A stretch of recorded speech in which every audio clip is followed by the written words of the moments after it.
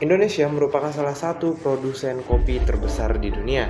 Setiap kali buah kopi diolah, tersisa kulit dan sekam dalam jumlah yang sangat besar, yang dimana selama ini hanya dibiarkan membusuk dan juga hanya dibakar begitu saja. Tepatnya di Kabupaten Bener Meriah, Aceh, perkebunan kopi Arabica menghasilkan ribuan ton biomasa sisa setiap tahunnya. Pertanyaannya cukup sederhana. Bagaimana kalau limbah ini bisa kita ubah menjadi sesuatu yang bernilai? Lewat video kali ini, kami akan coba mensimulasikan ulang proses pirolisis lambat limbah kopi Arabica dalam sebuah jurnal internasional dengan sebuah perangkat lunak Aspen Plus versi 11. Kemudian kami akan coba membandingkan hasilnya dengan hasil artikel ilmiah tersebut dan juga menganalisis mengapa terdapat perbedaan. Saya Muhammad Anip Azra dengan ujung NIM 1233028 dengan teman saya Abdul Latif dengan NIM 1233086. Pada presentasi ini, setiap anggota akan coba menjelaskan bagian yang berbeda, mulai dari pengenalan proses, demonstrasi simulasi, hingga analisis hasil. Demi runtutnya sebuah video ini akan kami susun dengan 5 bagian, mulai dari analisis masalah dan juga prosesnya, kemudian setup model secara ringkas menggunakan Aspen Plus, kemudian menjalankan simulasinya, kemudian menampilkan hasil dan membandingkannya dengan artikel, dan di akhir dengan analisis mengapa hasilnya bisa berbeda. Artikel yang kami pilih berjudul Experimental Investigation and Simulation of Slow Pyrolysis Process of Arabica Coffee Agroindustry Residue, ditulis oleh Setiawan dan rekan-rekan pada tahun 2022 di Journal of Ecological Engineering.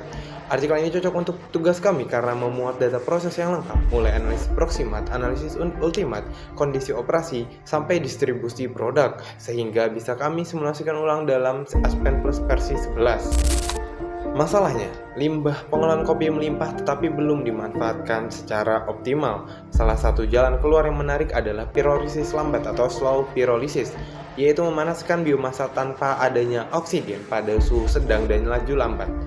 Proses ini mengubah limbah menjadi 3 produk sekaligus, yaitu biochar, sebuah produk utama, minyak pirolisis, dan gas. Menurut Basu, pada tahun 2013, metode lambat memang paling cocok ketika target utamanya adalah biochar. Selanjutnya, kita akan coba masuk ke simulasi Aspen Plus versi 11-nya. Oke, selanjutnya kita masuk ke simulasi Aspen Plus, di mana kita akan sini membuka filenya, juga kita klik new, kemudian pilih kategori solid dengan kategorinya itu solid with metric units. Nah, alasannya kenapa kita milih solid with metric unit ini, karena simulasi pirolisis biomasa pada jurnal ini melibatkan komponen padatan non-konvensional seperti biomasa dan juga es yang membutuhkan substream berupa CI solid dan juga non-konvensional atau NC solid, NC. Di mana terdapat juga secara otomatis mengatur stream class ke mix CI unit sistem ke mat solid dan juga mengaktifkan penanganan komponen padat yang tidak tersedia pada template-template lainnya, baik general, chemical, dan juga yang lainnya. Nah, namun perlu diperhatikan nanti untuk komponen ini di general with metric units itu diubah ke stream class ke mix CI di setup specification di global secara manual nantinya. Nah, kemudian habis itu kita setelah file terbuka, kita masukin komponen-komponen yang dibutuhkan. Setelah kami menganalisis, itu komponen yang dibutuhkan itu yang pertama ada H2 atau water, kemudian ada hydrogen, kemudian juga ada oksigen, kemudian ada nitrogen, kemudian ada karbon monoksida, kemudian juga ada karbon dioksida, kemudian ada metan, kemudian ada hidrogen sulfid, kemudian juga ada amonia, kemudian juga ada klorin, kemudian juga sulfur dan juga karbon, serta non-konvensional ada biomass dan juga ada abu atau ash. Nah, untuk mengubah si karbon biomass dan ash ini, kita tipenya ini kita ubah ke non-konvensional, kemudian juga biomass kita ubah ke non-konvensional, kemudian karbon juga kita ubah ke solid.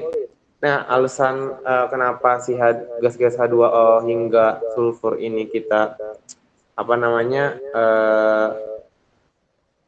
atur ke konvensional, karena properti termodinamikanya ini udah tersedia di database Aspen dan dapat dihitung dengan persamaan-persamaan yang ada. Nah, kenapa sih komponen C ini wajib bertipe solid dengan nama karbon grafit di sini? Nah, karena agar karbon dimasukkan ke substream CI solid, yang nantinya itu akan membentuk biochar. Kalau C ini atau karbon didefinisikan sebagai konvensional, sistem isolate tidak bakal aktif dan juga karbon ini tidak bisa dipisahkan sebagai padatan. Di mana biomass dan juga S ini kita definisikan sebagai non konvensional karena struktur molekulnya tidak diketahui secara pasti dan propertinya dihitung menggunakan korelasi yang ada yang disesuaikan dengan data analisis persimat dan juga ultimat. Nah, selanjutnya kita klik next saja. Nah, untuk metodenya ini kita pilih RKSoft ya atau Reddish Kwong Soft. Mana nih RKSoft? Nah, kenapa sih kita harus milih RKSoft ini? Karena metode ini cocok buat campuran gas non polar yang sedikit polar pada rentang tekanan rendah hingga sedang, kurang lebih 1 bar yang sesuai dengan kondisi operasi pirolisis. Biar kasus juga bisa menangani fase gas dan cairan secara bersamaan, termasuk itu kesetimbangan uap cairan yang diperlukan di blok kondensor nantinya juga separator, di mana ini konsisten dengan yang digunakan oleh Setiawan dalam paper acuannya. Kita klik next saja, di sini juga next saja. Oke. Nah, juga di sini kita masuk ke acid probes-nya ya. Di mana di sini kita buka aja untuk komponen biomassnya, untuk entalpinya kita atur ke Aqualgen dan juga density-nya kita atur ke decoaligate, di mana ini juga kita lakukan hal yang sama pada komponen S. Nah, kenapa sih Aqualgen ini kita pilih? Karena model Aqualgen ini merupakan model entalpi berbasis korelasi batu bara yang dimodifikasi untuk biomass. Model ini juga menghitung nilai kalor atau heating value dan entalpi pembentukan komponen non konvensional berdasarkan data personal dan juga ultanal yang udah dimasukin sebelumnya. Nah, decoagulat ini, decoaligate adalah model densitas yang melengkapi coagen tanpa mengatur non konvensional probes ini. Nah, aspek tidak tahu cara menghitung properti termodinamika biomasa dan juga abu ini sehingga nantinya itu nilai energi akan gagal atau menghasilkan nilai yang mungkin tidak masuk akal ya. Selanjutnya kita next saja. Di sini kita udah masuk run property analysis. Kita tunggu aja apakah dia ada error atau enggak atau ada yang kurang. Oke, komplit ya, nggak ada yang error. Langsung aja ke simulasi. Nah, berdasarkan hasil ini ya, apa namanya, analisa pada jurnal acuan kami, di sini pertama kita masukin dekomnya atau tabung konversi biomasa. Nah, ini kita menggunakan blok Aspen air yield ya. Di sini kita buka reaktor air yield, kemudian kita beri nama dekom. Kemudian juga kita masukin reaktor atau air gyps ya. Air gyps ini kita gunakan sebagai reaktor. Kemudian, kok mirip ya? Oh iya, nggak apa-apa, beda. Kok mirip? Oh iya, udah coy. Jadi sini reaktor itu air gyps dan juga dekom ini air yield. Kemudian kita masukin juga filter ya. Filter yang di situ dilihat dari gambar, mereka menggunakan nasi split sebagai filter. Kemudian juga kita masukin heat X ya. Jangan lupa kita berikan dengan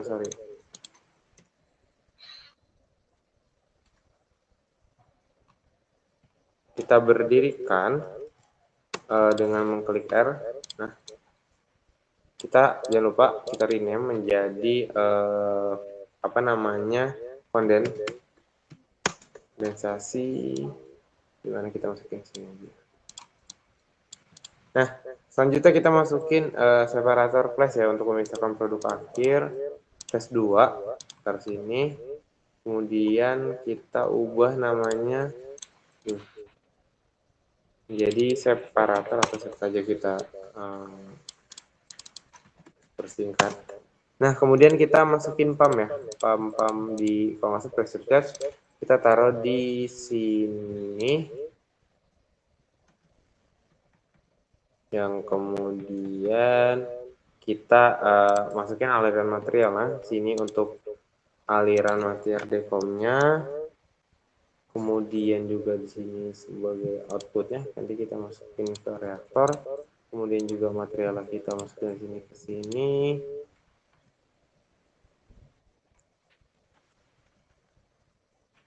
Nah, yang kemudian kita masuk ke aliran si si filternya. Filter ini kita masukin aliran pertama ke hydrochloride di kondensor. Kemudian juga untuk filter ini kita keluarkan ya berupa caranya di SS split ini. Kemudian untuk pipamnya itu dia ada water ya masuk. Kemudian juga ada water in masuk ke konden dan water out dari hasil produk dari si kondennya. Kemudian dari konden ini ada produk ya, itu yang akan masuk ke separator. Di mana separator kalau misalkan fase liquid dan juga fase gases. Nah, di sini sepertinya sudah seperti apa yang ada pada jurnal dan juga sudah bisa kita inputkan input masukannya. Jangan lupa juga dikasih nama. Di sini ada biomas masuk. Kemudian juga sini ada in-react masuk ke reaktor. Kemudian di sini juga ada hot product ya, hasil dari pemanasan di air gips. Kemudian di filter ini kita ada feed gas dan juga di sini ada produk sampingnya ini air. Kita di sini ini kan tadi water ya, water. Kemudian di sini ada water in. Kemudian di sini ada water out. Kita water out langsung saja. Kemudian di konden ini dia menghasilkan produk, di mana itu produknya ada berupa gases dan juga liquid. Nah, setelah ini kita bisa next saja setelah dirasa ini sudah cukup mirip atau sama dengan yang ada pada jurnal. Kita next saja. Nah, di sini kita masuk ke bagian stream biomass ya. Dimana sini kita berdasarkan jurnal dia untuk biomass itu kurang lebih ada di 25 derajat Celcius, 3 pressure 1 bar dengan total flow basisnya dalam mass dengan total flow rate-nya itu kurang lebih 3 kg per hour. Sini kita pilih mass flow-nya untuk si biomass ini kita harusnya jangan ngisi di mix, tapi kita isi di CI solid. Oh iya, ini sih solid. Oh iya, seperti yang saya katakan tadi ya, di sini kita jangan lupa ke setup specification. Kemudian di ininya stream class-nya kita ubah ke mix CINC, karena kalau kita nggak ubah ke mix CINC, untuk NC-nya nggak akan keluar nih di stream biomass-nya. Nah, kan seperti yang saya bilang, nah ini masukin 25 derajat Celcius, kemudian juga 1 bar untuk total mass rate-nya itu 3 kg per hour, di mana kita masukkan saja 3 pada ini dan 0 pada S. Nah, ini kenapa dia masih, oh ya, kita komponen atributnya, untuk di proporsionalnya kita masukkan untuk kaffi pulp-nya ini, untuk moisture-nya itu dia di 10,54, untuk FC-nya kita masukin ke 18,89, kemudian juga untuk papernya itu kita masukin 62,13, kemudian juga untuk S-nya kita masukin 18,98. Nah, setelah proporsional juga kita jangan lupa masukin ultanal. Ultanal ini untuk S-nya itu 18,98. Kemudian untuk elemen keduanya karbon itu 41,23. Kemudian juga untuk elemen ketiga atau hidrogen itu kita masukin 4,68. Kemudian untuk elemen 4 nitrogen itu 2,35. Kemudian elemen klorinnya itu 0,06. Sulfur kita masukin 0,29. Kemudian kita masukin untuk oksigennya itu 32,41. Kalau sudah, jangan lupa kita masukin ke sulfanal. Sulfanal ini yang lain kita isi 0 saja, kecuali untuk organik. Di organik itu kalau nggak salah 0,29. Nah, oke, kita next saja. Selanjutnya kita ke stream water ya. Stream water ini kita isi di mixnya di 25 derajat Celcius. Kemudian untuk pressure-nya kita masuk 1 bar dengan flow mass-nya itu 20 kg per hour. Kita isi di H2O atau water itu 20 kg, yang lainnya kita isikan 0. Nah, kenapa 20 kg kita pilih ini sebagai cold stream di condenser untuk memastikan ya kapasitas penyerapan panas dari gas panas yang keluar dari reaktor cukup besar, di mana tekanan 1 bar juga untuk proses pirolisis berlangsung pada tekanan atmosfer, kemudian menaikkan tekanan air ke 2 bar. Kita next, ini kan air ya.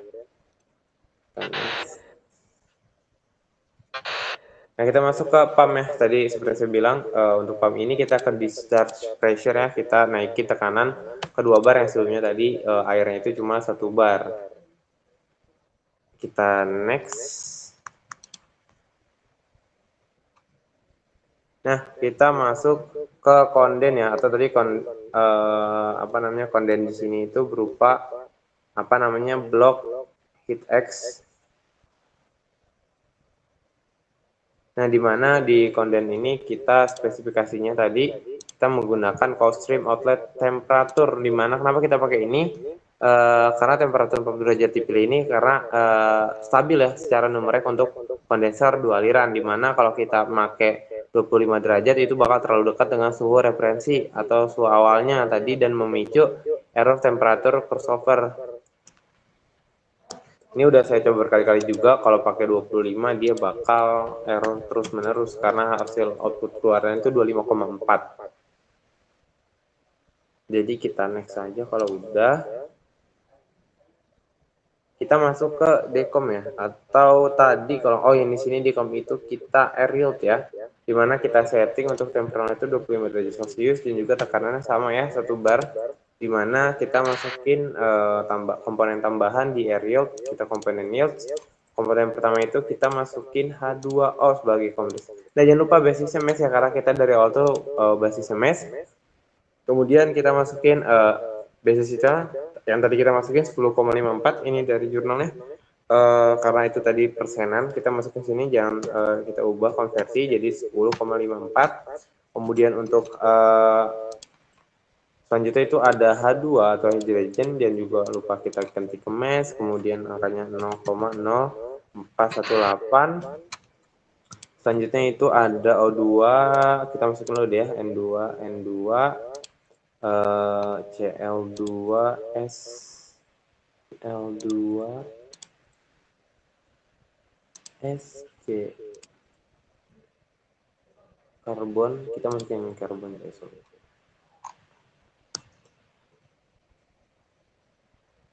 Nah, kita masukin ke O2 ini sebagai mesh, ini sebagai mesh, ini sebagai mesh, dan juga S ini sebagai mesh, CSO sebagai mesh.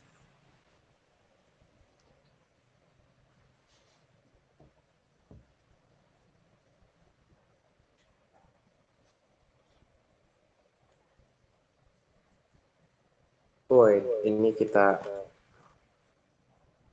tahan dulu sebentar.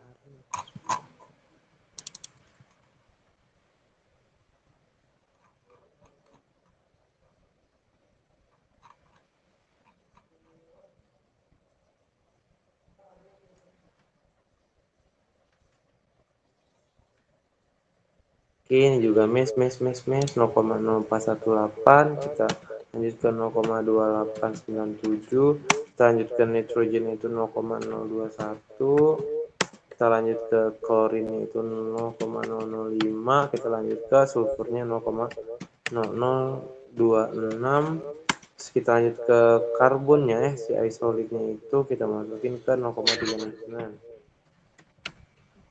Nah, terakhir kita masukin S ya sebagai abu, dan juga basisnya massa, dan juga S-nya itu kurang lebih 0,17. Nah, kalau udah kita next aja. Di sini kita masuk ke filter ya, SSS split. Dimana untuk filter ini kita untuk substream CI solid di feed gas ini, kalau nggak salah di feed gas ini kita isi untuk value mix saja satu.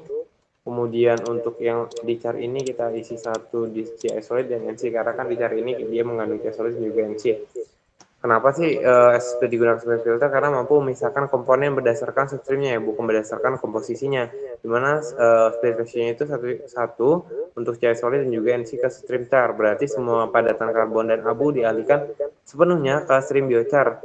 Dan speed ratio 1 ini untuk mix ke feed gas, berarti semua komponen gas dan cair diteruskan ke kondensor, yang mana merepresentasikan fungsi dari filter atau siklon dalam reaktor pirolisis yang nyata, yang memisahkan padatan dari aliran gas cair. Kita next. Di sini kita ke reaktor R-GIPS. Nah, untuk reaktor F-GIPS ini, untuk di tab specification-nya itu kita untuk temperatur kita setting di 500 derajat Celcius. Tadi kalau nggak salah rentang di jurnal itu 300 sampai 500 derajat Celcius dengan pressure 1 bar. Dimana untuk calculation-nya itu kita calculate phase equilibrium dan chemical equilibrium, dimana untuk maximum number of solid solution-nya kita ke 0, dan juga kita checklist medical solidnya. Kita ke produk ya, jangan lupa kita masukin produk komponen dengan fase fabrik kecuali karbon solid. Kita identify.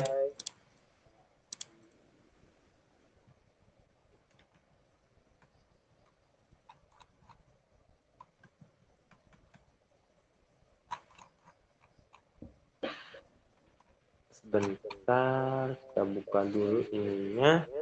Kita masukin ya. Kita pertama ada karbon dioksida, karbon monoksida, karbon dioksida, kemudian juga ada metan, kemudian juga ada hidrogen, kemudian juga ada water, kemudian juga ada nitrogen, kemudian juga ada hidrogen sulfit, mana ya? Kemudian juga ada amonia, kemudian juga ada klorin, kemudian juga ada sulfur, dan juga karbon. Nah, untuk valid phase-nya itu atau fasanya kita setting ke vape liquid ya. Namun untuk khusus karbon tadi kan kita awal dia harus solid ya, harus murni. Kita ke solid salt. Nah, kenapa kita pakai R-GIPS? Karena pendekatan R-GIPS ini minimasi energi ya, bebas GIPS yang digunakan karena mampu memprediksi distribusi produk pirolisis tanpa perlu mendefinisikan reaksi kimia secara eksplisit. Karena di sini di jurnal terbatas, makanya mungkin pakai R-GIPS. Kemudian juga suhu 500 derajat dipilih sebagai titik awal berdasarkan rentang suhu pirolisis lambat yang valid berdasarkan jurnal untuk kurang lebih 300 sampai 500 derajat Celcius. Sesuai analisis TGA bahan baku, pada suhu ini biochar masih menjadi produk utama dengan opsi calculate phase equilibrium and chemical equilibrium dipilih agar Aspen sekaligus itu ngitung juga keseimbangan fasa gas cairnya dan keseimbangan kimia, sehingga distribusi gas, oil atau minyak dan padatan langsung diperoleh dalam satu blok. Dan juga opsi merge solid diperlukan untuk karbon dari semua jalur ini reaksinya tergabung ke satu substream CI solid yang nantinya dipisahkan sebagai biochar di filter. Kita next aja. Nah, kita masuk ke blok terakhir ya, itu ada apa namanya blok step atau phase 2 ya, kita atur di 25 derajat Celcius dan juga tekanan 1 bar aja. Mungkin ini aja yang perlu diisi untuk ini. Kalau udah komplit, kita masuk ke floating option dan juga calculator.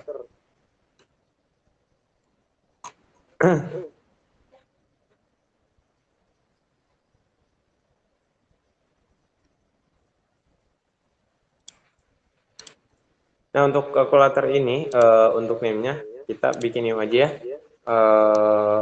Untuk floating sheet-nya kita kalkulator, kita new, kita kasih nama decanter.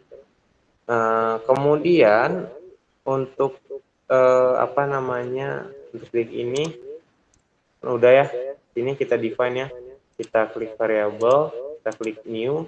Pertama itu kita bikin deck pertama itu untuk deck import ya. Untuk deck import kita kasih nama proximat dengan tabnya itu komponen atribut variabel, kemudian kita ke biomass, jadi otomatis non konvensional, komponennya itu biomass, atributnya itu proxanal, dan juga elemennya kita kasih satu, dan juga informasi flow-nya kita akan import. Selanjutnya kita klik new lagi, kita kasih nama ult1, oke. Kita kasih kompat start juga, biomass, NC, biomass, atribut, ultanal, karena kita mau masukin ultanal, kita atributnya satu karena ini masih ultanal satu, import. Mungkin ini bakal kita potong ya, karena ini bakal mengulangi biar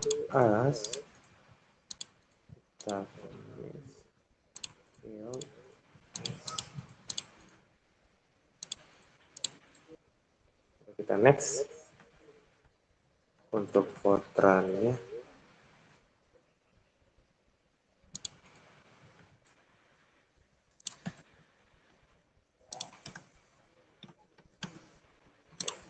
Ya, baik, di sini kita rumus Fortran-nya kita masukin seperti ini ya.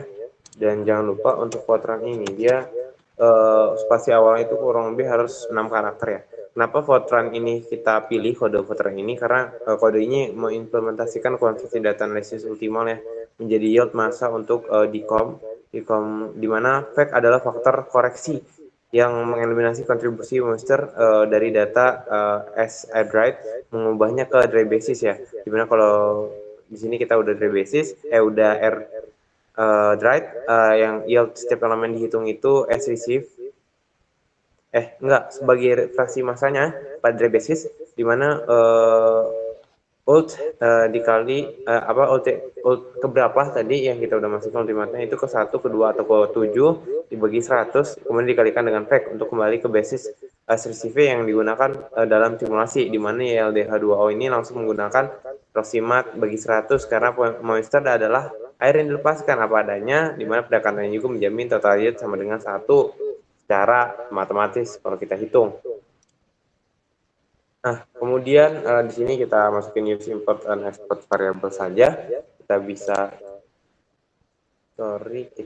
next aja harusnya. Ya sudah, kita coba running apakah ada yang error atau tidak. Semoga tidak ada yang error ya teman-teman.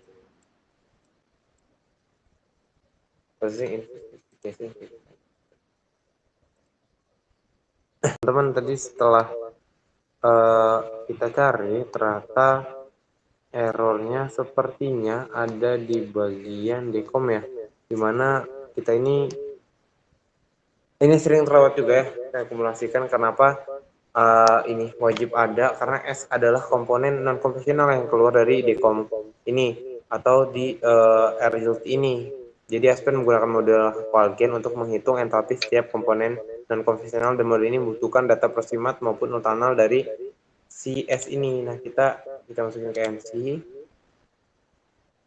di komponen ID-nya kita masukin S, dimana kita untuk proxanalnya kita coba memasukkannya ya, dimana untuk proxanalnya ini kita nolkan saja, dan khusus ini kita masukkan 100 ya. Dan untuk ultanalnya ini kita bisa 100 ya, kita nolkan. Dan juga untuk sultanal, karena di sini nggak ada S ya, kita atau abu, kita nolkan saja. Semoga ini berhasil. Oh ya, alhamdulillah ya Allah, tidak ada error ya. Kita bisa lihat juga stream result dari tiap masing-masing ini, dan kita coba analisa ya mass flow, mass expression yang dihasilkan juga, baik dari tiap komponen, baik dari pump, filter, decom, kemudian juga separator, stream resultnya. Dan kami akan coba membandingkan dengan jurnal internasional yang memang kurang lebih sudah mendapatkan data juga. Ini kita mencoba mensimulasikan semirip mungkin ada data yang mungkin diperoleh di jurnal tersebut. Mungkin untuk pembahasan perbandingannya akan saya kembalikan ke teman saya, yaitu Abdul Latif. Hasil simulasi yang diperoleh itu ada komposisi gas pada air Gibbs, di mana itu ada H2, N2, CO, CO2, CH4, H2S, NH3, dan Cl2. Hasil presentasinya itu hidrogen mendominasi dengan presentasi sekitar 38,3%, karbon dioksida sekitar 31%, dan metana sekitar 20%. Sedangkan karbon monoksida hanya sekitar 4%. Pola hidrogen tinggi dan CO rendah ini adalah tanda khas kesetimbangan pada suhu rendah pada 500 derajat Celcius.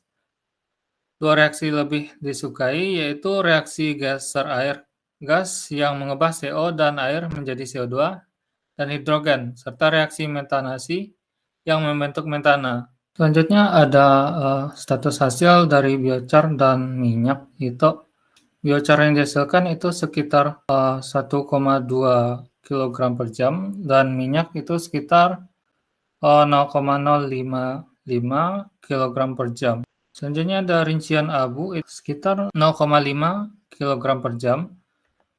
Rincian karbon padat itu 0,7 kg per jam. Gas itu 1,2 kg per jam.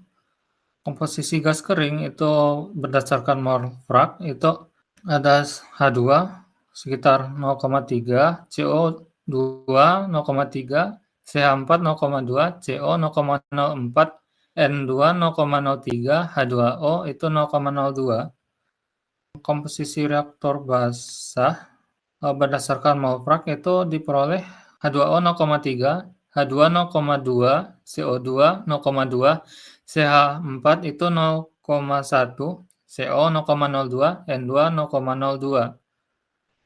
Selanjutnya ada perbandingan dengan artikel. Sekarang bagian intinya yaitu membandingkan hasil kami dengan artikel supaya adil. Kami tegaskan dulu apa yang dibandingkan. Hasil kami adalah simulasi untuk status persen coffee pulp pada suhu 500 derajat Celcius. Pembandingnya adalah dua angka dari tabel 4 artikel, yaitu hasil simulasi jurnal dan hasil eksperimen jurnal. Karena sama-sama simulasi Aspen dari model yang sama, perbandingan yang paling setara adalah simulasi kami terhadap simulasi jurnal. Hasil eksperimen kami pakai sebagai pembanding tambahan. Ini tabel grafik perbandingannya. Ada 3 batang pada setiap produk. Ini adalah inti buktinya. Batang abu-abu adalah eksperimen jurnal, batang biru simulasi jurnal, dan batang oranye simulasi kami. Ada dua hal yang langsung terlihat. Pertama itu biochar. Kami sekitar 40,5%, hampir sama persis dengan simulasi jurnal, yaitu 40,91%. Dan cukup dekat dengan eksperimen, sekitar 42,87%. Kedua itu total volatil, yaitu minyak tambahan gas, juga nyaris identik, yaitu 59,5% pada kami, 59,1% pada jurnal. Artinya, secara besar modal kami sudah mereproduksi artikel. Yang berbeda hanya cara total volatil itu dibagi menjadi minyak dan gas. Selanjutnya itu ada seberapa dekat dalam angka selisih, supaya perbandingannya terukur, kami hitung selisih relatif simulasi kami terhadap simulasi jurnal. Untuk biochar, selisihnya hanya sekitar 1%, jadi praktis sama. Untuk minyak, selisihnya sekitar 25%, lebih rendah, dan untuk gas sekitar 19%, lebih tinggi. Menariknya, selisih biochar kami terhadap jurnal justru lebih kecil daripada selisih yang dilaporkan jurnal sendiri antara simulasi dan eksperimennya. biochar sebesar 4,57%. Jadi pada produk utama, replikasi kami sangat baik. Hasilnya bisa dilihat seperti pada tabel ini. Terakhir itu analisis penyebab perbedaan. Pertanyaannya, kenapa pembagian minyak dan gas berbeda sampai sekitar 25% pada minyak dan 19% pada gas? Kami minyak 18,4% dan gas 41,2%, sedangkan jurnal minyak 24,43% dan gas 34,66%. Penyebab utamanya ada pada cara kondensasi dimodelkan pada blok pemisah suhu 25 derajat Celcius. Satu-satunya komponen yang praktis bisa mengembun di model ini adalah air. Padahal minyak pirolisis yang sesungguhnya terdiri dari ratusan senyawa organik berat yang juga akan ikut mengembun. Karena model kesetimbangan tidak bisa membentuk senyawa organik berat itu, jumlah minyak menjadi lebih kecil dan massa yang seharusnya jadi minyak ikut terhitung sebagai gas. Inilah kenapa minyak kami lebih rendah dan gas kami lebih tinggi. Keterbatasan ini bahkan diakui sendiri oleh penulis artikel dan juga oleh jurnal. Adapun penyebab lain dari perbedaan ini ada kesetimbangan versus kinetika. Gibbs mencari keadaan paling stabil tanpa memperhitungkan laju dan waktu tinggal, sedangkan pirolisis lambat nyata dikendalikan kinetika dan menghasilkan tar. Selanjutnya ada sensitivitas suhu flash. Pembagian minyak dan gas sangat tergantung pada suhu pemisah yang dipilih, sehingga perbedaan kecil pada asumsi ini menggeser hasil. Selanjutnya ada versi dan titik kondisi. Artikel menggunakan Aspen Plus versi 10 dengan variasi campuran dan suhu, sementara kami menjalankan ulang di versi 11 pada suhu titik tertentu, yaitu coffee pulp pada 500 derajat Celcius. Perbedaan versi dan basis data seperti properti bisa menggeser angka sedikit. Selanjutnya ada faktor eksperimen. Untuk selisih gas, penulis artikel menduga ada kebocoran gas saat percobaan. Jadi sebagian beda terhadap eksperimen wajar terjadi. Dari sini kami menyimpulkan model kesetimbangan sangat baik untuk memprediksi biochar dan total volatil, tetapi kurang tepat untuk membedah secara rinci berapa minyak dan berapa gas. Memahami batas ini justru menunjukkan bahwa kami mengerti apa yang sebenarnya dihitung oleh model. Demikian isi dari kelompok kami. Semoga simulasi ini bisa menjadi contoh bagaimana data dari sebuah artikel dapat dihidupkan kembali dan dianalisis secara kritis. Terima kasih atas perhatiannya.